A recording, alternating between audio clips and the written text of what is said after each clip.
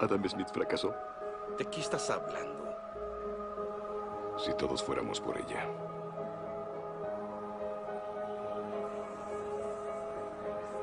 Nos estorbaríamos. Y al final ninguno la tendría. Entonces iríamos por sus amigas. Pero nos darían la espalda, pues a nadie le gusta ser segunda opción. Pero ¿qué tal si nadie va por la rubia? No nos estorbaríamos. No insultaríamos a las demás chicas. Y ganamos todos. Nos acostaríamos todos, ¿no crees?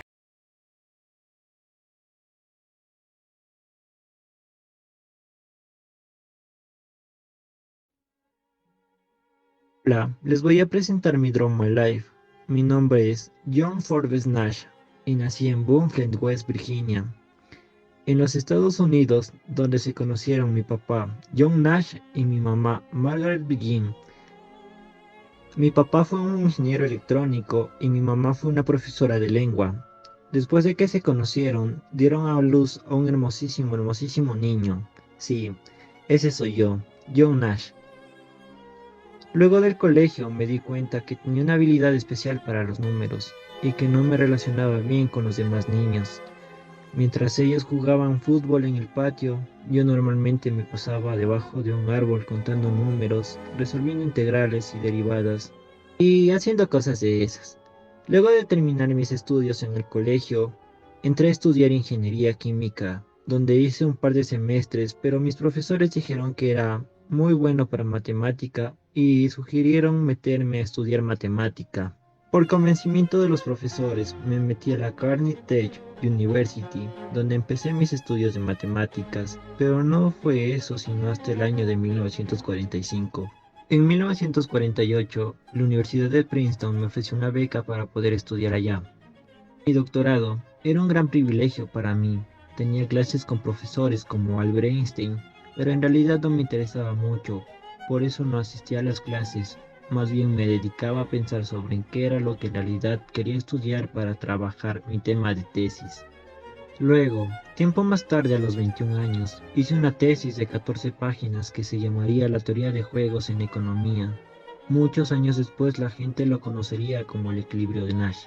Luego de eso, en el año de 1951, me contrataron en la Universidad del MIT para dictar clases en la Facultad de Economía, donde conocí a mi futura esposa Alicia.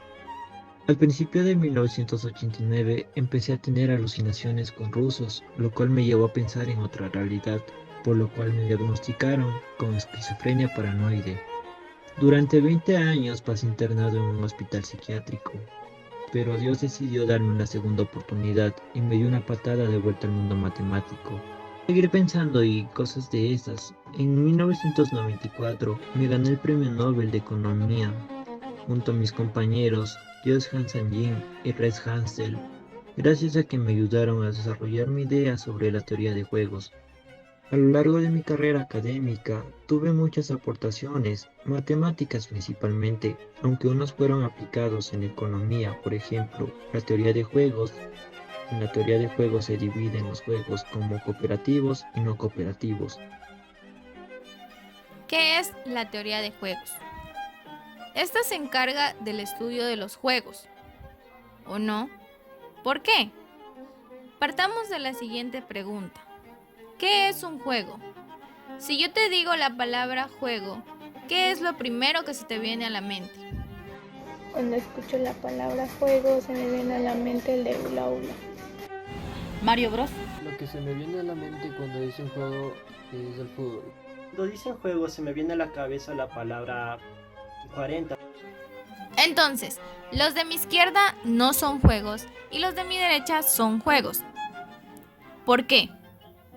En el Mario Bros tienes que utilizar tus propias decisiones y estrategias para llegar a la meta, al igual que en el Hula Hula. Este depende de ti para que no se caiga. Mientras que en el fútbol y en el 40, el resultado de ganar depende de tus decisiones y estrategias que tomes junto con otros participantes. Por esta razón, se separan los que vendrían a ser juegos y los que no. El equilibrio de Nash. Ahora bien, los aportes realizados por John Nash con la teoría del equilibrio en 1950 nos explica que es una rama de la economía que estudia modelos matemáticos de conflicto y cooperación entre individuos supuestamente racionales. Es decir, es una situación en donde los individuos o jugadores no tienen ningún incentivo a cambiar su estrategia tomando en cuenta las decisiones de sus oponentes. Cabe destacar que bajo el equilibrio de Nash no necesariamente se obtiene la mayor ganancia para todos los individuos o jugadores en conjunto. Solo se cumple que cada uno responde de manera óptima ante la estrategia de los demás. En muchos casos, a los individuos les gustaría poder alcanzar otro equilibrio con mayores ganancias, pero no logran hacerlo debido a que enfrentan el riesgo de ser traicionados. Podemos decir que este ha sido un modelo dominante desde entonces tanto en la economía como en otras ciencias importantes, y desde este punto de vista pueden ser considerados también como una gran contribución a los modelos de negociación. Dicho esto, podemos decir que el estudio de la teoría de juego es útil porque una gran cantidad de cosas en nuestra vida cotidiana son juegos, desde la economía del mercado o empresas que compiten entre ellas, hasta el hecho de cuando tomamos decisiones en nuestra vida diaria. Todas estas son decisiones estratégicas. Por eso, conocer la teoría de juegos puede ayudarnos a explicar situaciones de la realidad.